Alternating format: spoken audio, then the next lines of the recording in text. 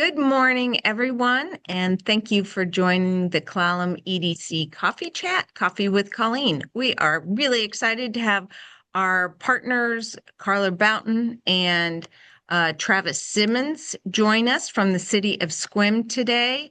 They are going to talk to us about wrapping up their comprehensive plan document. What the heck is it? And all of the why it's important to people that live in the city of Sequim, and probably a little bit of background on the Growth Management Act that the state passed many decades ago and what drives all of this work every 10 years or so, I believe it is. So just a couple housekeeping details before we kick this off. We you may have questions, and if so, please raise your hand and I'll call on you, or alternatively, you can put your question in the chat and I'll ask the question on your behalf. So with that, Karla, thank you so much for joining, and Travis, you guys can take it away. Great.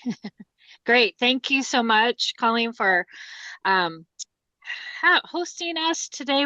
Travis and I are really excited to be here and to share the work that we've been doing at the city for the last year to year and a half. Before I kick us, kind of start with our PowerPoint. We do have a PowerPoint for prepared for today. I'll just give myself a brief introduction and let Travis introduce himself, and then we'll get us kicked off. But again, I'm Karla Boughton. I'm the director of the Community and Economic Development Department at the city of Sequim. I've been at Sequim for about a year and a half. I've been director since October, and before that I was a consultant brought in to assist with the comprehensive plan. It's my pleasure to be working here on the peninsula and working in the Sequim community. Before that, I bring about 30 years of municipal planning experience, mostly in Kitsap County. So with that, Travis, why don't you introduce yourself, and then we'll go ahead and get started with our PowerPoint. Awesome. Yeah, Travis Simmons, senior planner for the city of Sequim. I've been with the city for almost 7 years now. So Karla is I think we're at our sixth director, but my favorite so far. So, yeah, a lot of good work that we've been able to do in the time that she's been here. And a lot of that we're going to get to talk about today. So looking forward to it. Great. Thank you. And Travis, you're a local too. You should share that. Yes. Oh yeah, born and raised on the peninsula, and happy to be doing career work here. So, yep. Okay. Well, with that, Travis is driving the PowerPoint, so we'll go ahead and go to our first screen, and I'll kick us off. So yes, we're here to talk about our comprehensive plan periodic update. I'll give you a really good overview of the work that we've, like I said, been doing for kicking off in 2024, but certainly in earnest starting in 2025. These are the 4 things that we're going to touch on today. And as Colleen said, please feel free to ask questions in the chat or kind of raise your hand. She'll monitor that. This is all going to be, we're going to try to keep it high level, but there's going to be some planning technical terms and stuff. And so please, feel free to pop in and ask questions. I'm going to start with a little bit of the background on the Growth Management Act. I'm sure you guys have all heard of the Growth Management Act, or GMA. It was a set of statutes that were established in 1990 and then 1991. They both years had a substantial amount of law that transformed how land use planning was to be conducted in Washington state. And after 1991, the state legislature really kind of kept their hands off of it. And there was a lot of the first 5 to 6 years, there's a lot of like working out GMA in the Growth Management Hearings Board and in the courts. But the last 5 years, the state legislature really decided to bring back up GMA into their forefront, and they made a significant amount of laws, like significant amount, almost equal to the establishment in 1990. And it was all in an attempt to provide direction and requirements for local jurisdictions to increase new housing supply. And we're going to talk a little bit about that throughout our presentation. And you might have already heard about it with our neighboring communities like City of Port Angeles and Colum County, Port Townsend. Like, we're all under the same set of laws that are intended to increase housing stock. So the growth management framework was adopted in 1990 to address what was considered uncoordinated growth. Some people might say uncontrolled growth, but it was primarily for uncoordinated growth. And it requires counties and cities to develop a body of work, a comprehensive plan, which a lot of jurisdictions were doing, but it was very inconsistent between counties, even jurisdictions within a similar county. So it leveled the playing field, and everyone had to be on a schedule for providing comprehensive plans. Needed to have a future land use map. Your future land use map had to be consistent with your zoning map. You needed a capital facilities plan, which meant tying utility provision to land use planning, transportation planning with land use planning. First time the state had a requirement to do that. And then in addition to that, you had a whole body of development regulations that you needed to adopt to implement that. Yep, Colleen. Why is there a land use map and a zoning map? It seems like Travis laughs. It seems like they're kind of the same thing. Why don't you just have a zoning map? Yeah, so they are kind of the same thing. And when now, so back in the pre-GMA, pre-1990, it was not unusual to have a future land use map and a zoning map that were not the same. And so the zoning map would dictate how land would be used, but there would be this inconsistency with their future land use map that lives in the comprehensive plan. And so the state legislature was like, you need to make them the same.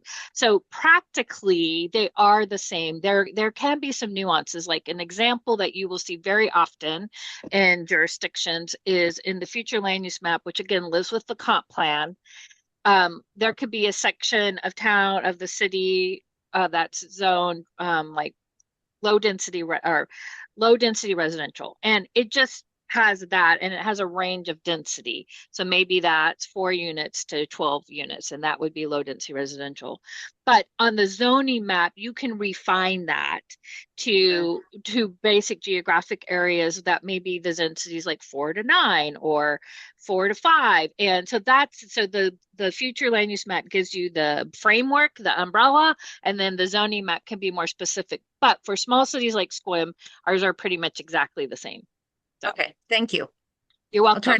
I know you got a lot of slides, so I'll try to keep my questions. That's okay. We'll go fast too. But no, questions are always good for sure. So just to finish up this slide, so we've got all of the jurisdictions have to plan for a population allocation that the Department of Commerce assigns actually at the county level. So that's one of the responsibilities that counties have, is to accept that population allocation and then distribute it among the jurisdictions within that county. And then we must plan for that. And I just want to note the last thing on the slide, because I'm sure you've scanned it, is that one of the keystones of the Growth Management Act, and sometimes this is the hard one for communities to understand or to accept, is that in 1990, the state legislature made the decision that all urban densities to occur within cities and urban growth areas. And so we've been mandated, the city of Sequim, all cities since 1990, to ensure that urban development and growth occurs within the city limits, our urban growth areas. So next slide. So this is a great, I love this slide. This gives a graphic representation of what GMA feels like to those in the trenches. So we finished painting the bridge, which we're almost there, and then we'll go back to the beginning and start it again. So GMA requires periodic updates of all the comprehensive plans and development regulations. It is on a 10-year cycle, so we are at 2025. Obviously that's highlighted there. City Sequim is a little bit behind the schedule, but so we do these periodic updates every 10 years, and it's not just us, it's it's everybody. Like we're all counties and cities in the state of Washington are on the 10-year cycle. But we do have 5-year check-ins that the state requires us to do. And then we also have the ability to do annual amendments to our comprehensive plan. And so the comprehensive plan is therefore not a document that gets done and sits on the shelf to never be looked at again until, year 9 of the schedule. Like we're always using it. We're always ensuring that it's being updated. The state has us do a check-in at year 5 to make sure we're implementing it and we're seeing some implementation measures. So it's an ongoing work. So again, as you can imagine, you're getting the gist of why we're updating the comprehensive plan, because we have to, but we want to, and it is it's our framework for guiding development within our jurisdiction. So we do have, as I mentioned before, the comprehensive plan is a component of documents. So we have a policy document, the land use map, capital facility plan, and the technical appendices. And our allocation there, kind of on the left side of the screen, is the left column. This is our allocation from Clallam County. It's similar to Port Angeles', so it's not that different from the city of Port Angeles. So we are needing to plan for and ensure we have capacity for approximately 3,000 residents, new residents, approximately 900 new jobs in 1,850 new housing units. And so that, I just want to underscore new, so that's in addition to what we have today. Next slide. So this gives you, I think, a good framework for how the comprehensive plan under the GMA framework, how it works. So we have the GMA statute and the community vision. So GMA does require that we have public participation and that we have public outreach, and that it really does try to measure the community vision and desires, hopes for their community under the framework of being a city that has urban density and urban growth. We have the comprehensive plan that provides that framework, and then it gets implemented through capital budget. So the city's capital improvement plan, the development regulations that we're going to talk about, and then outside of the city, it can be implemented through some programs or other, like the fire district and school districts have a component of the capital facility plan as well. So next slide. So here we are in the process. So this was the question at the beginning, like, where are we? So we have been, as I said, been working since 2024. We had a kickoff of community visioning in 2024. 2025 was mostly spent in technical analysis and working with the Planning Commission on the goals and policies chapters. Then 2026, we have pulled it all together, finished our technical appendices, and we're a phase 4 in public review. We are nearing the end of public review of the documents. They were all released in July 13th. And although they're still under public review, obviously we're now moving into a public hearing phase, which will start in September. And I'll talk a little bit at the end of our presentation. I also saw a question pop in the chat. So Colleen, if you want to. Yes, Okay. certainly.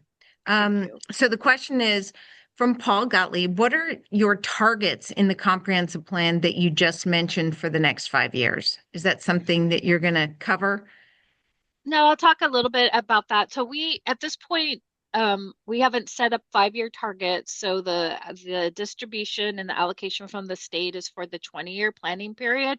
But we do monitor our annual growth, and we have put, internally, we have some documents that identify kind of like what our average growth rate would be based on that allocation.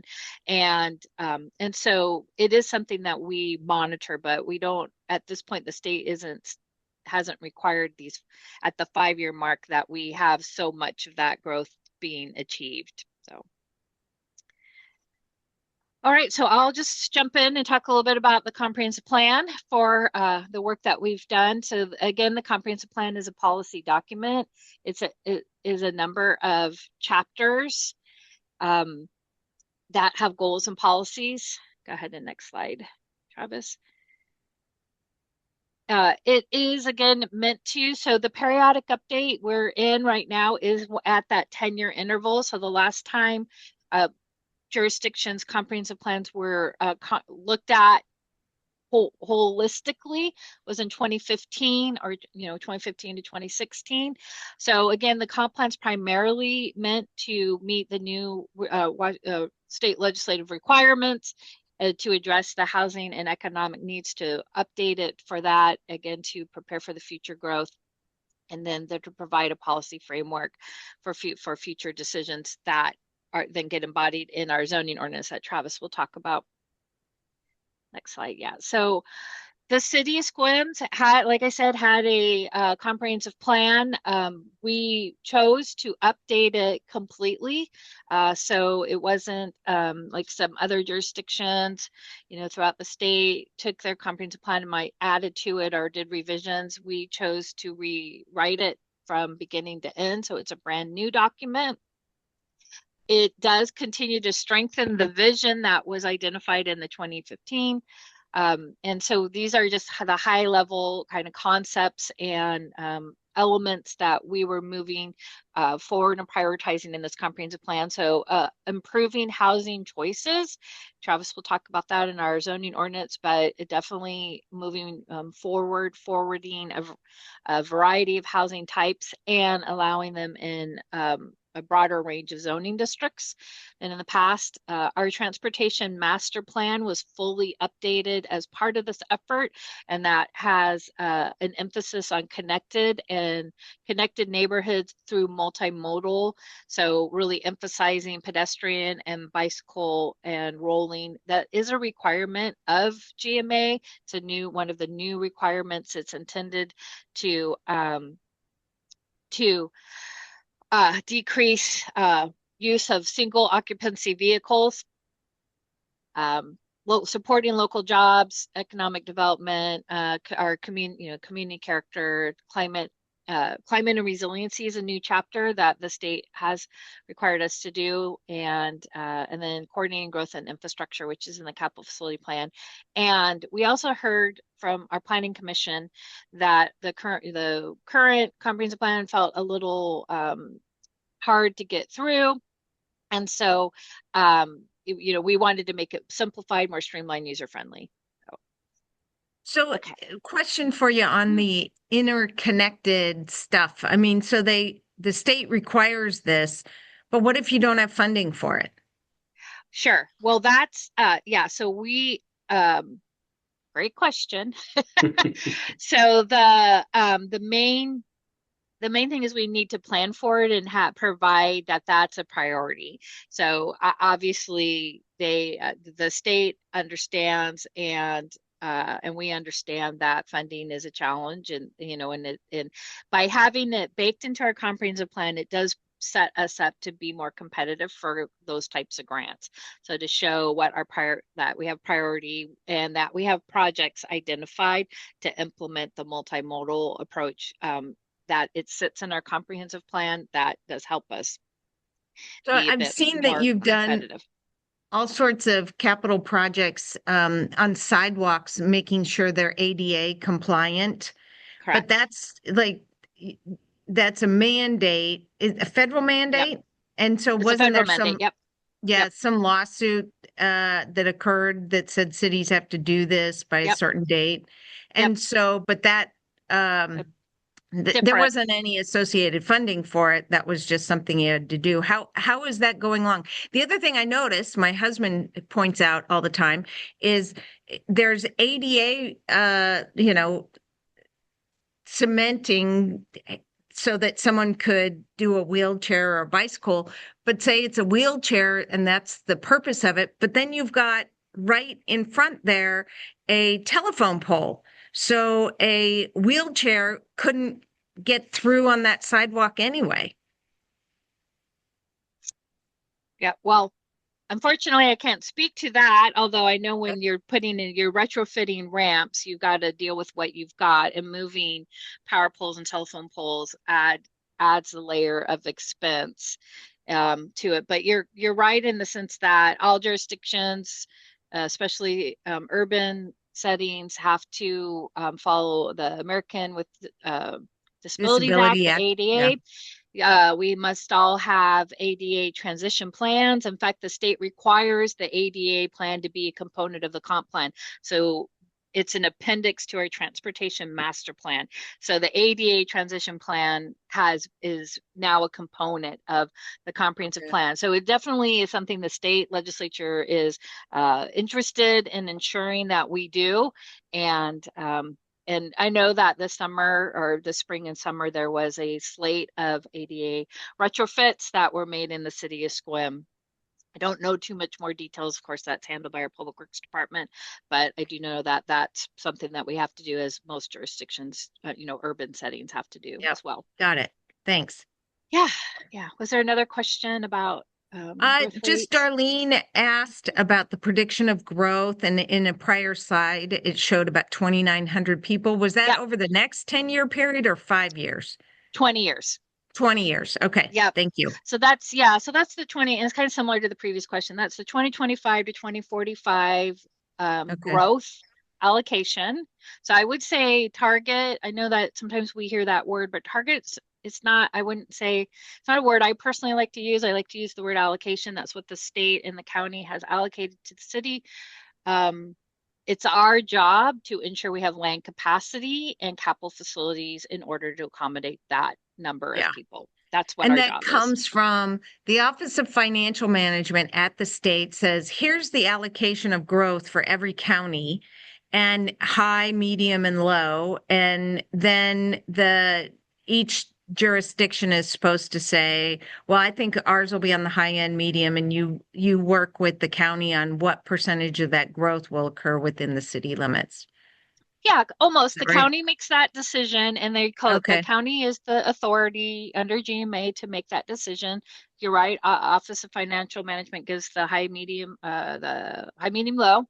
The county collaborates and coordinates with their city jurisdictions on which one of those. Most jurisdictions pick the medium. Palm County picked the medium, and then you take that number and you distribute it. You distribute it among the urban growth areas.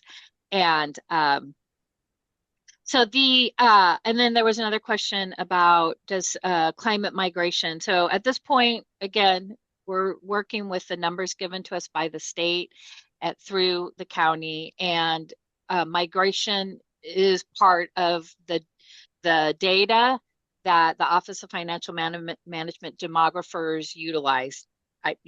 I can't speak to what formula and kind of what methodology they use for that. But again, keeping track of our annual growth rate through our annual population numbers is an important way of keeping track of how we're growing within that 20-year number. And again, we look at it at year 5 and we do it all again at year 10. So we never get too far along the process. Got it.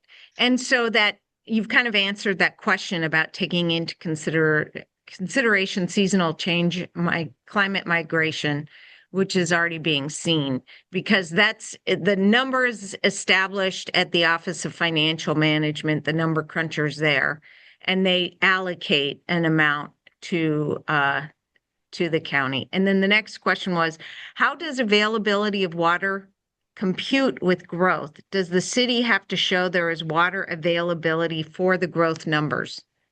We do. Yep, it's in our capital facility plan. It's under Department of Ecology and the Department of Health requirements. All jurisdictions must prepare a water system plan. So we have a water system plan that has been prepared by Wilson Engineering. It's been reviewed and updated in our capital facility plan, which is an appendix to the and the same for road, sewer, and stormwater. They're all in the Appendix B of the comprehensive plan. Yep. It's in the capital facility plan. Yep.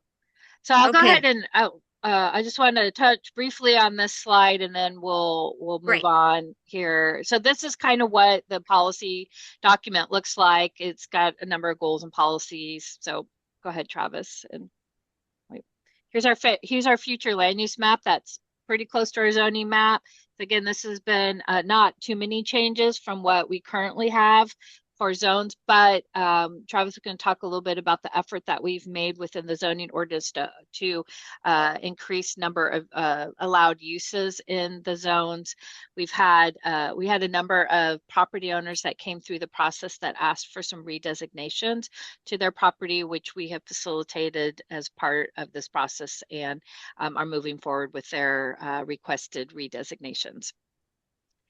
And I think that, yeah, and then I know that there's still a number of questions that maybe I didn't get to, but let me go through the appendices because it looked like a lot of them had to do with, let me just pop in here, about,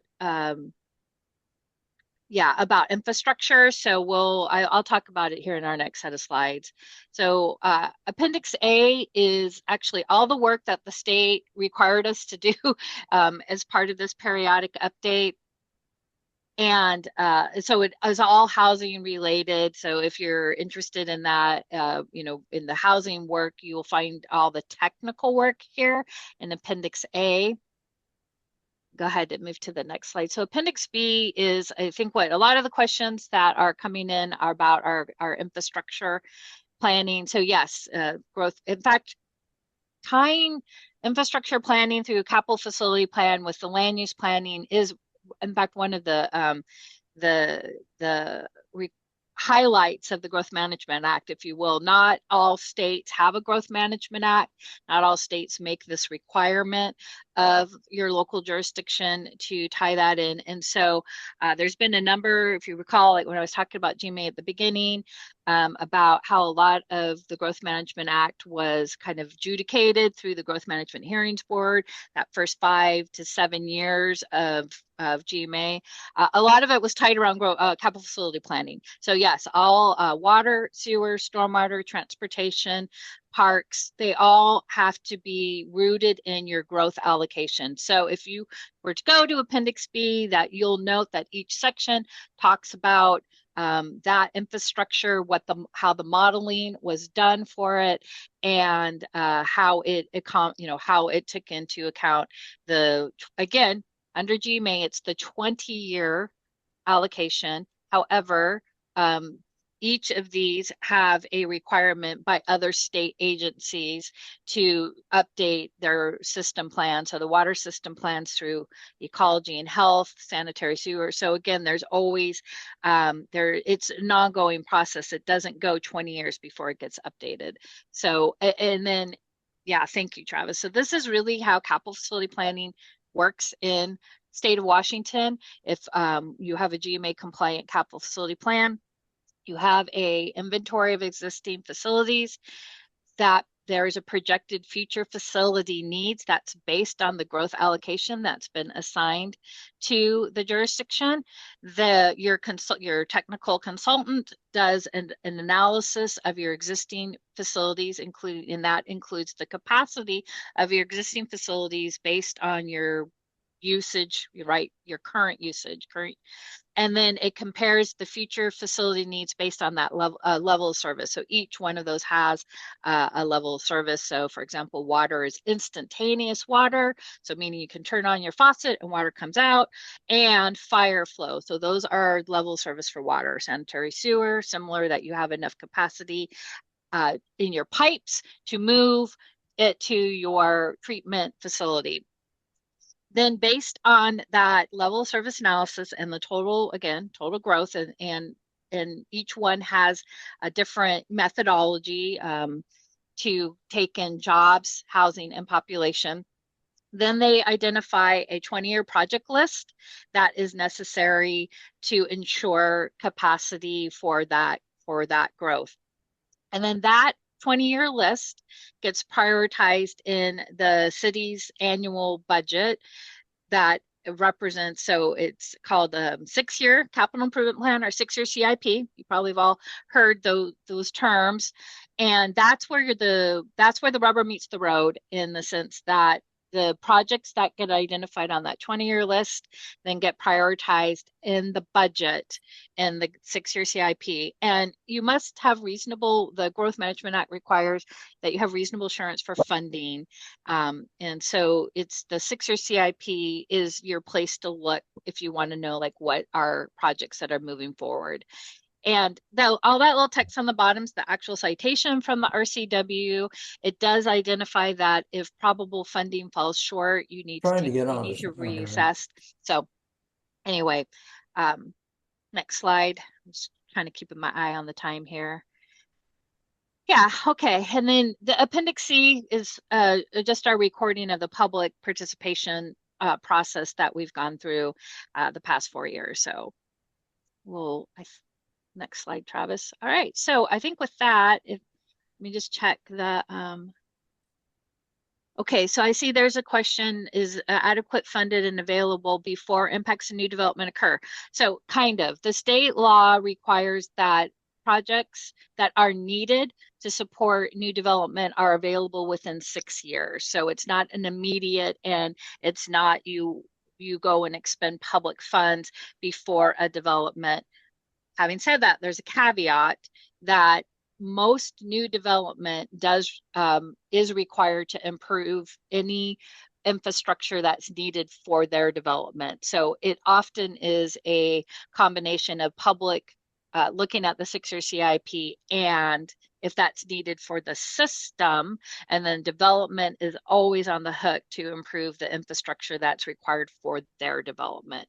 So that's the answer to that. And then so again, to Paul's question about what are the specific number of benchmarks we're going to use to reach your 20-year target. Again, I just want to note that's not a target, it's an allocation. And what our job is to ensure we have capacity and we're planning for that number. So it's not something that we have to ensure we meet, it's that we're ensuring we're planning for. So with that, I'm going to turn it over to Travis. Yeah.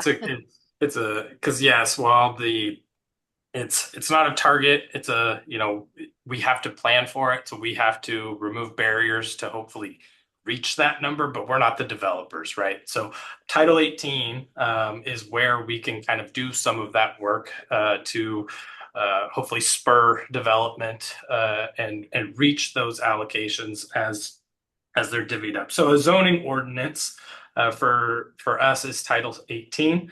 It's a local regulation that essentially implements the comp plan. So if the comp plan is our foundation, the zoning ordinance is where we actually get to affect those policies and goals and put them to work. So while the comp plan is not regulatory, the zoning code is. And so this is where a lot of our developers, property owners are going to live. And this is where they will figure out what they can and can't do with their properties. So under GMA, it must be consistent. So we don't want to have inconsistencies where the zoning code is requiring things that aren't discussed or planned for through the comprehensive plan. And if there are inconsistencies, then they should be updated. And so with that, with a full rewrite of the comp plan to accompany it, we did a full rewrite of Title 18 because it only seemed fitting. So I'll run through that relatively quickly, but ultimately I've broken it out into kind of sections. So the first few chapters of our new Title 18 are our administration chapters. Ultimately, the first few chapters are just clarity, kind of establishing what it is, what's the purpose, giving meaning to the specific zoning districts, and then also significant updates to our definitions chapter, as well as creating a use types chapter, which just mirrors our new use tables that we're adopting. So the city of Sequim historically has not had standard use tables. It's been kind of a combination of a bulk and dimensional standard, as well as a discretionary definition use table under one section of code, which has not been the most clear. So I'll talk about it a little bit when we get into the zoning districts, but we've opted to create use tables. And in creating use tables, we had a need to basically define a whole slew of new uses. And then with that, we've created a section that kind of categorizes those. So big impact here is just clear, more consistent regulatory framework for code interpretation for not only ourselves, but property owners, community members as well. So here is the zoning map, which you may say that looks exactly like the future land use map. And as Karla mentioned, there are a lot of similarities here. One of the main differences that you may or may not see is there is an outline on some properties that is our manufactured home park overlay. So that's like one of the big differences between the two is the overlays don't go on the future land use map, but they would appear here. And we don't have any transitional zones, so everything is relatively the same and likely named pretty much the same as well. So just some updates to talk about. So for our single family or low density residential zone, we are going from the R48 to the R49. Sequim being as small as we are not being required by the state to do sweeping up zones like other jurisdictions are kind of along the I-5 corridor. There are cities that are being required to do anywhere from 4 to 6 units per lot. Sequim still gets to do density kind of the old-fashioned way. And so with that, as kind of part of the removal of barriers for the specific housing types and allocations that were provided, we did bump that up to R49. But ultimately, what that results in is just an additional 1 unit per acre. And then we've just updated some standards to account for the requirements for ADUs as far as bulk and dimensional for lot coverage and setbacks and things like that. Then we've added some new creative ways to hopefully get to hopefully realize your max density allowances with cluster housing and updates to our planned residential development process. So we're looking forward to developers getting their hands on it and seeing what they decide to do. So and then just going into kind of our more commercial and mixed use zones. So for commercial, which is our regional commercial, highway commercial, neighborhood business, these are pretty well established zones. I will say the highway commercial is one we got a lot of redesignation requests from property owners. So they're ultimately the current zone was pretty restricted to auto-oriented uses and didn't allow the kind of the market to really determine the highest and best use of some of these properties. So we worked with a couple of property owners specifically to initially they had requested to change from the HC, but we've decided to actually just incorporate some additional uses within the zone and make it have a wider range of use types that can be allowed there, more professional service types. And we've already seen some positive feedback on that. So the applicants for those redesignations were appreciative and actually withdrew their redesignation request based on what we had proposed through updates through the zoning code. Neighborhood business, same. We're including some new uses there that are similar to the highway commercial, just based on its proximity to the old Olympic Highway. And then regional commercials being left relatively the same. Business and employment, this is another one where we've kind of taken a look at what the market has told us over the last 10 years. So this is where our Bell Creek opportunity area, River Road opportunity area, high-tech light industrial and heavy commercial warehouse zones all fall under. And what we've done specifically with the opportunity areas is we've dropped the E, is if you caught that, it used to be the Bell Creek and River Road economic opportunity areas. We've dropped the E, and that was intentional because under the current zoning code, it required minimums and mixed thresholds that absolutely required economic or commercial development to go with any proposed housing. So a lot of these properties are vacant. The Bell Creek in particular has seen no development since the opportunity areas were established. The only development in the River Road area is the Tribes campus out there. So, we looked at this as an opportunity to have kind of a clean slate approach on these and really let the market decide what is the highest and best use. And just based on even the studies that were done when these zones were initially established, residential was pegged as one of the highest and best uses, but then it was restricted or locked behind this requirement to provide commercial development. And while commercial development is important, you got to have the residents and the people living here for commercial development to really take off first. So we thought it was a good opportunity to open up those zones for some more residential uses. And then the HTLI, while again, good in thought and good in its intention of trying to bring maybe some light industrial or tech business to Sequim, it has not come to fruition. So we've just added, we've left it relatively the same, but we've added some uses that hopefully make those zones or properties more attractive to potential developers. And I will say that we did have a couple applicants as part of the redesignation process that were in the HTLI that requested to be redesignated and thusly rezoned. And so a couple of those have been redesignated to CMU, which is our community mix zone. And then one actually wanted to go to highway commercial with the updated uses. So that's kind of the big update for business and employment. Downtown districts, not a lot is changing as far as uses go. The big updates for the downtown districts is we're consolidating DMU 1 and DMU 2 into a single DMU. There was the only difference between those two zones in the current code was a single use, which didn't seem like a big enough difference for them to be their own zones. So they are just going to now become one and the same. And then we're also dropping the height of the downtown core from 45 to 38, which will match the DMU. So the entire downtown districts will be limited to 38 feet. We thought long and hard about that, but we thought it was important to protect the downtown core and what everybody knows is downtown Sequim. So mixed use districts. These this is where you'll find multifamily mixed in with commercial. So community mixed use, lifestyle district, and the PRC, which is our planned resort community. So the CMU is where we anticipate a lot of potential apartments or multifamily can happen, similar with the LD. Not a lot being proposed to change in these zones because we think they work fairly well, the CMU and the LD that is.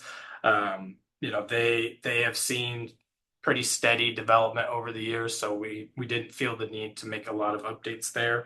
The PRC, we did take the opportunity as we were going through the comp plan and going through a full Title 18 rewrite to finish the work that was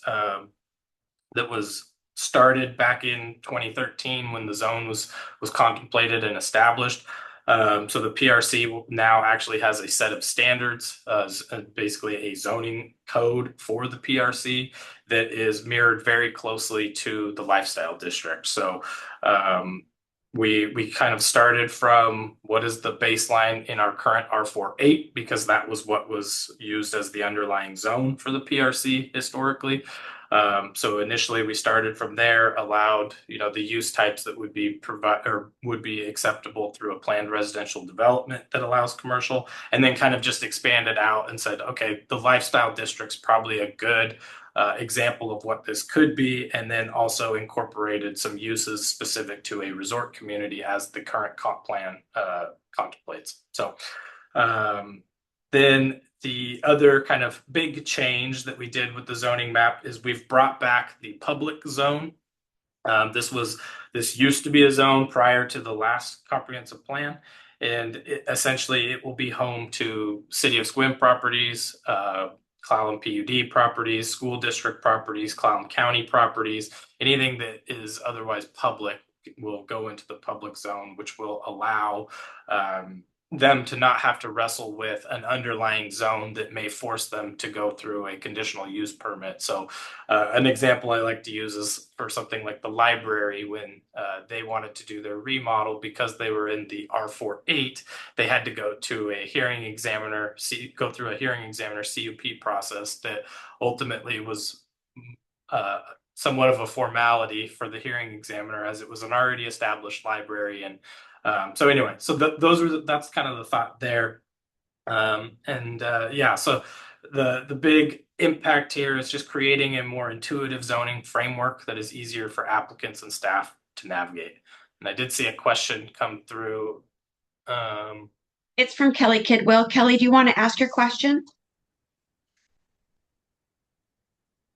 There's also a Uh, question about the lifestyle yeah, I was district. just curious, does Sequim have a history of doing public-private partnerships, or any experience with that to accelerate some of these objectives?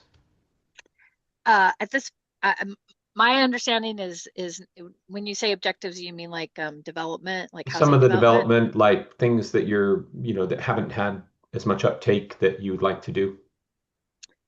I think so. No, not to I think in recent years, probably not. What I would say our re main response has been is to do what we're talking about today, which is updating our framework so that we can see how the market responds. I don't think that the city, is opposed to public-private partnerships. I just don't think we're there yet in kind of the work we need to do. Yeah. And I guess to just kind of piggyback on that. So like specifically, we've had a number of meetings throughout the years on some of these prospective properties. And they've essentially told us as much of, well, your zoning code is kind of killing this or is being Yes. really restrictive and making this not something that's doable. And that's to those the opportunity areas in particular. I'll just kind of speak to that a little bit. In the Bell Creek, the minimum requirement was that all new development had to provide 50% commercial development with it. And so regardless of if you wanted to do a portion of the site as a standalone residential development, you still had to also account and plan for 50% commercial in order to get your standalone residential approved, which that really makes it a challenge for somebody that maybe wants to get something started but doesn't have it all figured out yet.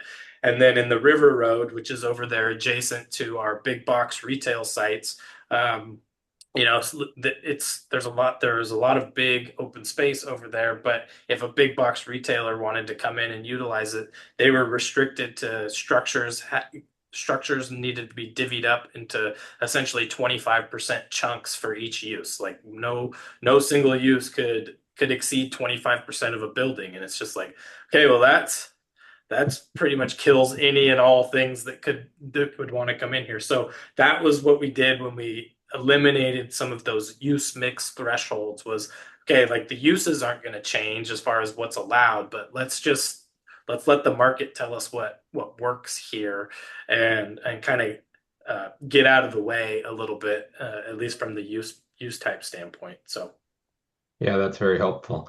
And then what are you seeing as the current average time from tentative map to actual permits so for like it's housing, for housing? so if somebody were to come in, and when you say permits, I'm going to assume building permits. Yeah, building permits. Yeah, so I mean, it really depends. Like if you get a savvy developer that comes in, it can be pretty quick. I mean, I think a lot of the ones that which is anywhere from a year to like 18 months, right? To once you get site construction completed, which could take some time, but it really depends. A lot of the ones that we've dealt with recently, the land use entitlement, took uh, a handful of months, but then there was a lot of kind of downtime as they were marketing the property and selling it or advertising it to have the developer come in and purchase and then do it. So if we don't include any of that, I would say a year to 2 years from land use entitlement to building permits is what we've seen recently. And I don't know that that's anything other than just them taking their time to get stuff all sorted out and completed. When you So say them, you mean the developers or do you mean the correct, yeah, city? Oh, yeah, interesting. yeah. No, because I think it's been our goal, at least in recent years, to try and uh, we can be a barrier, right? Like jurisdictions and review times are barriers to development. So, yes, there are things that we absolutely have to review for and have to absolutely ensure are being provided. But, the with 5290 from the state and timelines being an important factor that we have to implement, we've really taken it upon ourselves to try to come well under anything that we have as like a max time allowance. Um, so, you know, examples for permits for like design review that we've had on some commercial developments, you know, under the current code, we'd have 100 days, but our goal is 50, right? And so like, and we've hit that pretty much every time, not including time that it's in the developer's court for revisions or things like that, but time in our hands. We've been pretty well under our time limits. So. That's really helpful, Travis. Do you have a process outline with estimated times for those steps for the city so that somebody can come in knowing how to predict No, it? but Not those are yet. it's something Not that yet. we're working on. Yeah. With Okay. all the work we're doing, you know,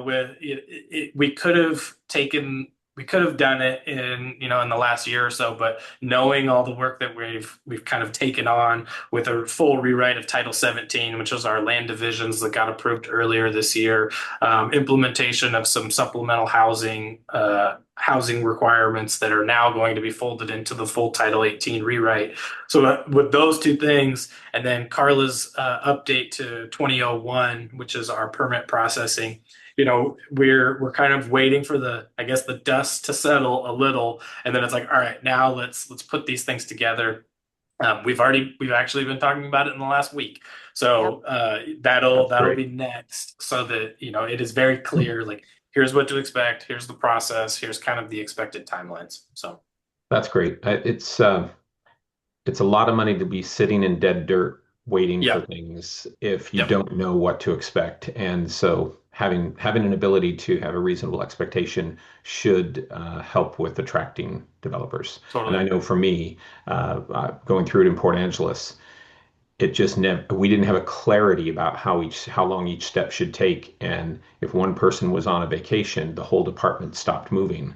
It'd be Sure. nice to have a sense of what to expect better. Right. Thank you, Yeah, and Uh, I Kelly, for think that interactive. That's really nice. Let's move on to Pat McCauley's question. What is a lifestyle community? Would that be a cottage village for seniors?